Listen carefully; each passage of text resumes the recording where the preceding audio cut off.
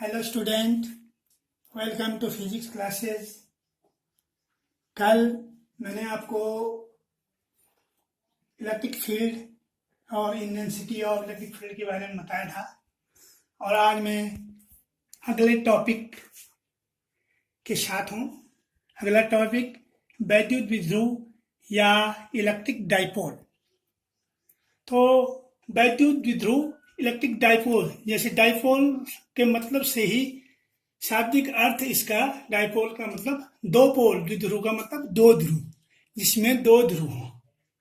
दो ध्रुव का मतलब यहाँ पर एक पॉजिटिव और एक नेगेटिव, जो मैंने यहाँ पे बताया है। दो आवेश आपके पास हैं, पहला माइनस क्यू, दूसरा प्लस क्यू के रूप में। तो दो ये पोल हैं और ये एक दूसरे की अति सूक्ष्म दूरी पर रखे गए हैं। कहने का मतलब आपने दो आवेश लिए जिनका परिमाण समान है, एक ही प्रकार के हैं दो आवेश Q और ये भी Q, लेकिन इनकी प्रकृति अलग अलग है। पहला आवेश माइनस Q और दूसरा प्लस Q, मतलब पहले पर माइनस आवेश है, नेगेटिव आवेश, नेगेटिव चार्ज, और दूसरे पर पॉजिटिव चार्ज। परिमाण दोनों के समान हैं, लेकिन प्रकृति दोनों की अलग अलग है और ये एक दूसरे से अति सूक्ष्म दूरी पर, मतलब बहुत अल्प दूरी पर रखे गए हैं। अगर इस प्रकार की आप कोई रचना करते हैं तो उससे आप कह सकते हैं ये कि इलेक्ट्रिक डाइपोल हुआ। तो इसकी जो परिभाषा है उसको आप इस प्रकार से भी लिख सकते हैं, जब परिमाण में समान किंतु प्रकृति में विपरीत दो आवेश किसी अति सूक्ष्म अल्प दूरी पर रखे होते हैं तो वो वैद्युत विध्रुव की रचना करते हैं। तो ये चित्र आपको दिखाई दे रहा है यहाँ पे, ये वैद्युत विध्रुव या इलेक्ट्रिक डिपोल, इस तरह से आप इसको बना सकते हैं और इस तरह ये आप समझ सकते हैं इसके बारे में। अब जो इलेक्ट्रिक डिपोल के जो एग्जाम्पल हैं, बहुत सारे अणु इसमें, जैसे HCl मॉलिक्यूल हुआ और बहुत सारे हैं। तो इसको बताने से पहले दो चीजें बतानी इसमें आवश्यक होती हैं, पोलर मॉलिक्यूल और नॉन पोलर मॉलिक्यूल। तो सबसे पहले मैं नॉन पोलर मॉलिक्यूल के बारे में आपको बताऊंगा। अध्रुवी अणु, जिसको हिंदी में कहते हैं अध्रुवी अणु, या इसको अंग्रेजी में कह सकते हैं non polar molecule. Non polar molecule के बारे में मैं बताऊंगा आपको। जब किसी अणु में धन एवं ऋण आवेश अणु के सभी भागों में समान रूप से वितरित होते हैं और दोनों आवेशों का प्रवाही केंद्र एक ही होता है, तो ऐसे अणु विद्युत उदासीन होते हैं और इस प्रकार के अणुओं को आप नॉन पोलर मॉलिक्यूल कहते हैं। इस प्रकार से, जैसे कि मॉलिक्यूल में धन भी होगा, ऋण भी होगा, धन भी होगा, ऋण भी होगा, इस तरह के जो मॉलिक्यूल होते हैं उस मॉलिक्यूल को आप अध्रुवी या नॉन पोलर मॉलिक्यूल कहते हैं और ये उदासीन होते हैं। दूसरा, ध्रुवीय अणु,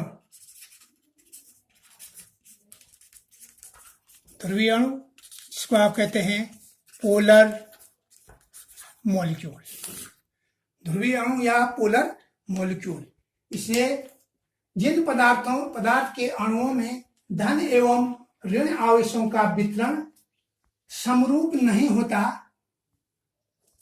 और धन और ऋण आवेशों का प्रवाही केंद्र भी भिन्न भिन्न होता है, इस प्रकार के अणु को आप पोलर मॉलिक्यूल या ध्रुवीय अणु कहते हैं। इस प्रकार से आप इसको बना सकते हैं। थोड़ा सा चेंज, ये धन इधर होगा तो ऋण थोड़ा इसकी दूरी पर, इसकी दूरी में थोड़ा, इन दोनों के बीच में थोड़ी सी डिस्टेंस हो जाती है।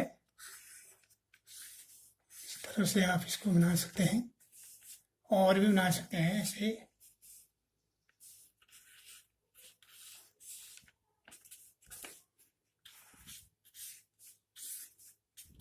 और यह भी एक इलेक्ट्रिक डिपोल आपको दिखाई देगा, क्योंकि इन दोनों के बीच में धन और जो ऋण है, इन दोनों के बीच में कुछ अल्प दूरी होगी और जो ये अल्प दूरी ये बहुत सूक्ष्म होती है। बहुत जैसे एंगस्ट्रोनियम माइक्रोन की तरह इसको आप नाप सकते हैं। इस तरह की ये दूरियां होती हैं। तो इस प्रकार से अध्रुवीय अणु नॉन पोलर मॉलिक्यूल और ध्रुवीय अणु पोलर मॉलिक्यूल के बारे में मैंने आपको सूक्ष्म रूप में बताया। अब जो वैद्युत विध्रुव का कोई एक उदाहरण भी आपको एग्जाम में आ सकता है कि वैद्युत विध्रुव का उदाहरण लिखो, तो एक मॉलिक्यूल इसमें मैं लेता हूं HCl। ये इसका उदाहरण है वैद्युत इलेक्ट्रिक डाइपोल का HCl। तो HCl में क्या होता है कि HCl का एक अणु ध्रुवीय होता है, HCl का अणु ध्रुवीय होता है। इसमें एक H+ व दूसरा Cl आयन, दो आयन होते हैं केमिस्ट्री में, H+ और Cl-। कहने का मतलब यह है कि H जो अपना आयन होगा वो इस क्लोरीन को दे देगा, इसमें माइनस चार्ज हो जाएगा, इसमें प्लस चार्ज हो जाएगा। तो ये जो दोनों आयन होते हैं H और Cl, ये दोनों वैद्युत आकर्षण बल से बंधे होते हैं और इनमें धन एवं ऋण आवेशों के प्रवाही केंद्रों के मध्य, जो इन दोनों के मध्य जो बीच में जो एक दूसरे से वैद्युत आकर्षण बल के कारण बंधे होते हैं, इनके बीच की दूरी 10⁻⁻11 मीटर होती है। इस कारण से ये इसमें जुड़े होते हैं और इसीलिए इसको पोलर मॉलिक्यूल के अंतर्गत ये आता है। तो इस तरह से ये वैद्युत विध्रुव HCl इसका एक उदाहरण है और ये वैद्युत विध्रुव के बारे में आप इतना ही समझेंगे। हाँ, तो ये अब दूसरा इसी में टॉपिक है वैद्युत विध्रुव आघूर्ण, यानी इलेक्ट्रिक डिपोल मोमेंट। तो इलेक्ट्रिक डिपोल मोमेंट ये किसी आवेश एवं दोनों आवेशों के मध्य दूरी का गुणनफल वैद्युत विध्रुव आघूर्ण कहलाता है। तो वही जो आपने वैद्युत विध्रुव यहाँ पर बनाया था, वैद्युत विध्रुव बनाते हैं यहाँ पे, ये -Q आवेश और ये +Q आवेश, और ये दोनों एक दूसरे से अल्प दूरी पर स्थित है। सपोज हम इसकी लेंथ यहां से यहां तक अगर L मानते हैं, इसको L मानते हैं, तो टोटल जो सूक्ष्म दूरी इसकी हो जाएगी वो 2L हो जाएगी। और वैद्युत विध्रुव आघूर्ण किसी आवेश एवं दोनों आवेशों के मध्य दूरी का गुणनफल विद्युत विध्रुव आघूर्ण कहलाता है। और इसे जो वैद्युत विध्रुव आघूर्ण है, इसे P से निरूपित करते हैं। ये सदिश राशि है, इसलिए इसके ऊपर एक एरो आ जाएगा। इसको P से निरूपित करते हैं। तो इसके जो वैद्युत विध्रुव आघूर्ण में एक फॉर्मूला भी डेवलप हो जाता है और इसमें जो दिशा होती है, इसकी दिशा ऋण आवेश से धन आवेश की ओर होती है। जो P है, इसकी दिशा ऋण से, यानी ये ऋण है, ये धन है, तो ऋण से धन की ओर होगी।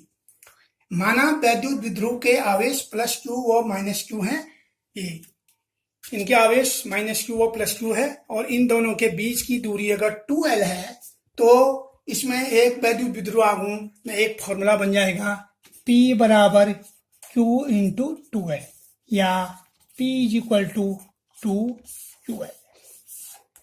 और आवेश जो किसी आवेश एवं दोनों आवेशों के मध्य दूरी का गुणनफल, एक आवेश या Q और ये Q है, तो आवेश ये ले लिया आपने Q और उनके बीच की दूरी 2L, P = Q × 2L। तो इस तरह से ये वैद्युत विध्रुव आघूर्ण का फॉर्मूला और इसकी डेफिनेशन हो गई इलेक्ट्रिक डिपोल के आधार पर। अब इसका मात्रक भी आप निकाल सकते हैं। इलेक्ट्रिक डिपोल मोमेंट का मात्रक P = 2QL, तो 2QL का मतलब Q का मात्रक और L का मात्रक यहां पर कर लेंगे। Q का मात्रक कूलाम और L मतलब दूरी का मात्रक मीटर। और इसकी अगर आप बीमा निकालेंगे तो बीमा हो जाएगी, कूलाम को आप क्या लिख सकते हैं, कई बार मैंने बताया, कूलाम को आप लिखते हैं एम्पियर सेकेंड, यानी एम्पियर को A से, सेकेंड टाइम का मतलब T से करते हैं और × L, तो इसकी बीमा हो जाएगी ALT।